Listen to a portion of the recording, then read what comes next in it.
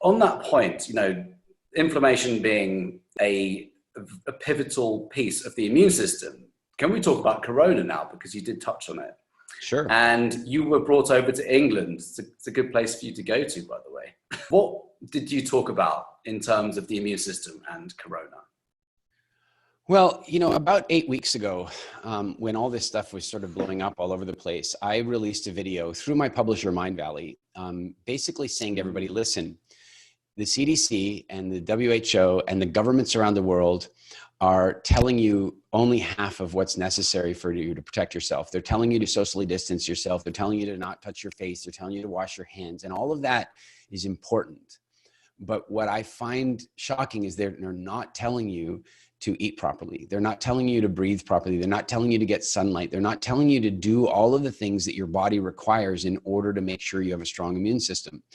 And so I released this video, and I got very interesting reactions from it. First of all, it went on and got, medium virality. It's been seen by over 1 million people on the different platforms, maybe many more. I haven't looked recently, but the other thing is that I had a number of medical professionals attack me, troll style. Like, you don't know what you're talking about. You can't boost immunity. The last thing you'd want to do is boost your immune response. And I'm like, oh God, do I really have to have a semantics argument with a person who's supposed to have a medical degree? I am not talking about boosting immune response. I'm talking about strengthening the immune system. And I finally had to explain it. I did, like, for people that had like degrees, that in theory they study this stuff. I had to put it to them like this. Immunity, the best way to think of it is, imagine you have immunity from prosecution. That means the prosecution cannot prosecute you. You have immunity. But if you don't have immunity, antibodies, or memory B cells that know how to create antibodies, then you need to have a strong immune system. This is a defense team. And then the defense team will defend you, and then you will be not guilty, and now you will have immunity. And like, I had to explain it in the simplest terms. You've got to keep the defense team strong. And of course, over the last 8 weeks, and one of the things they kept saying is, you don't understand immunology, you don't understand viruses. If a virus has a 30% kill rate, it kills 30% randomly. This is what they're writing to me. And of course, over the last 8 weeks, I've been completely vindicated on this. It started in Italy. Immediately, we're like, well, hold on a second. And I saw this. COVID was killing old people in Italy. But what puzzled me about this, long before it was before they started talking about, comorbidities and other diseases, and here's what I noticed. The flu kills the old and the young. So why was COVID only killing the old? That confused me. And so I started digging in, and I started looking into the numbers. And then one of the science advisors to the Ministry of Health in Italy sampled 1,000 COVID deaths and looked at the actual underlying cause of death. And what did he find? 88% of them, COVID was just the thing that pushed them over the edge. Like 88% of them had one, or most cases, two other major diseases like serious obesity, diabetes, autoimmune disease, hypertension. And the best way to describe that is, what they were really saying is that if I was in the car with my very good friend who happens to be incredibly overweight, diabetic, and hypertensive, and we get into a car accident, we suffer the exact same injuries at the exact same velocity, and he dies, well, he died in a car accident. But didn't he maybe die of obesity? Didn't he maybe die of the fact that his body wasn't in the condition to fight? And that's obviously what we're seeing with COVID now. And of course, as it's come to America, guess what? Our young people aren't very healthy. So now we're starting to see serious hospitalization and death even among young people. But to die of COVID under 60 years old in America, it's almost like you almost have to be obese. The statistics are so strong on this. So never has there ever been a stronger argument for checking our relationship with carbohydrates, particularly refined sugars and that sort of stuff. Never has there been a better argument for reducing inflammation and supporting your immune system, ever.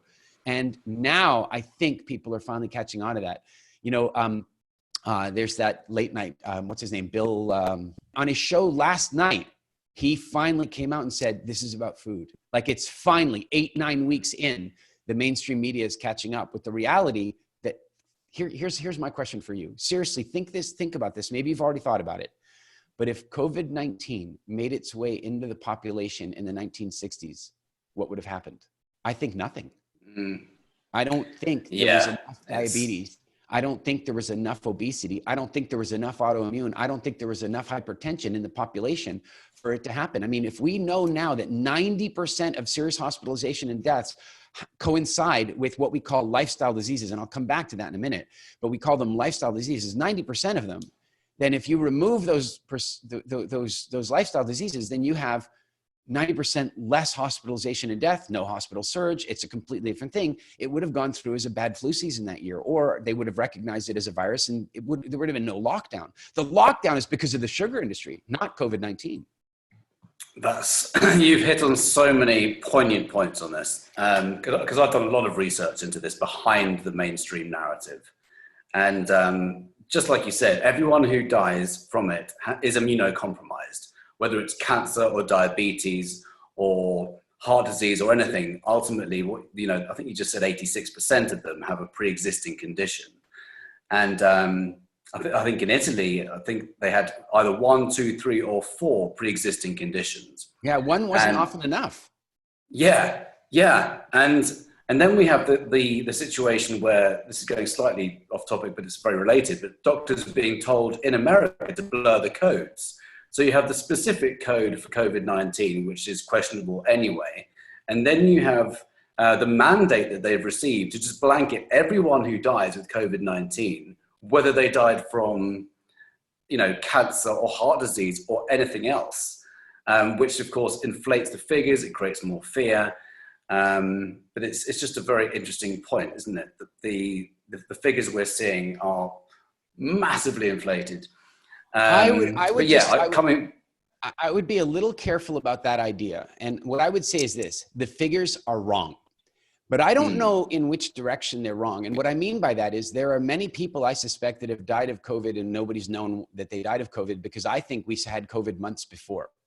I think we had it many months before we thought we did. So I think there's a very high level of underreporting of COVID deaths. And then there's also correspondingly an incredibly high level of overreporting of COVID deaths for any number of reasons, including ambiguous coding from the CDC up until about 4 weeks ago. 4 weeks ago, the CDC issued a document, I've got a copy of it here, where they created 2 COVID codes. And the one was for certified, provable, absolutely true COVID deaths, which by the way is ridiculous because we know the tests aren't accurate, so they can't be that provable. And then the second code is for correlative deaths. In other words, somebody died of something and they had COVID, so COVID is likely. But in the meantime, we know the numbers are absolutely wrong. And here's the big number. And I know you're on this, right? Here's the big number. We don't even know how many people were infected. And if we don't know how many people were infected, we don't know what the mortality rate is. And if we don't know that, we also don't know how that affects herd immunity and how the population, we just don't know these things. Yeah, it could be the case that tons of us have already had it and we had no idea because we've got no symptoms. I'm really glad you make that point, actually, because whilst we've got all these statistics of people dying and getting it, there could be tons of people, thousands, millions of people who have had it, but they don't know because they've got such a strong immune system that it just passes it without even batting an eyelid. There's been a couple of viruses don't do that. Yeah. There's been a couple of good sample cases where when tests have gone through, they found that I'm sure you've seen this, but 50 to 80% of people that had infections had no symptomology. They just nothing, or maybe a mild cold type reaction. 50 to 80%. I mean, that's a big deal. I don't know how that works, say with the flu, for example, and I'm not comparing the two. They're very different things, but I'm just saying, I don't know, whenever people always say, well, Eric, do you ever get the flu? And I'm like, no, I mean, not really. I did this year, actually. I got sick in December, which makes me wonder a little bit. I was coughing. I don't know, but traditionally I don't get the flu, but maybe I do get the flu. Maybe I just don't get symptoms because my immune system dealt with it. And before it compromised my health, I started producing the correct antibodies and dealt with it. And maybe that's what's going on with all these people that aren't getting it. But there's enough cases now, like there's that one military ship where, they had the huge outbreak, but then when they really got into it, it turned out that 50 to 80% of the infected people had no symptoms. Circling back to what you said earlier, what better time now than to do a program like Wildfit when we're about to come out of lockdown? We're going to see another spike, aren't we? Yep. Of cases, almost certainly. So what better time to look after the immune system than right now? It's totally true. Look, I am not an anti-vaxxer. I am a occasionally vax skeptic. And what I mean by that is I think that I don't know the science well enough, but I'm glad to live in a world where we don't have smallpox and polio. So I don't want to get into a big debate about vaccines. I'm just saying that there are some vaccines that I think I'm not in support of. Like I've never taken a flu vaccine ever. I'm not interested in it. And the CDC themselves report that the flu vaccine is, quote, 60% effective when well matched with the flu of that season. Something I've never understood about that is how, since it takes 18 months to develop a vaccine, how are they able to develop the annual vaccine for the flu that hasn't come out yet? I've never understood that. It always has quirked me. But here's what I'm really concerned about is that a very successful vaccine is considered very successful if it's 90% effective. Do you know what is 90% effective against COVID-19? Not being sick. Right. And what's crazy is you'd go out onto the internet and go, we should mandate healthy food. We should mandate nutrition. We should mandate phenomenal taxes on discussing foods. And people go, that's a violation of my rights. Oh, but you're okay with them mandating a vaccine? Oh, God. Yeah. Oh, don't get me started on the mandated vaccine. I'm the same as you, they have their place, but I've never had a flu jab. There's no way I'll get the COVID one. Not a chance in the world. I'll look after my own immune system. Thank you very much. What a wonderful time to look after your immune system. Thank you so much for all that you're doing in the world.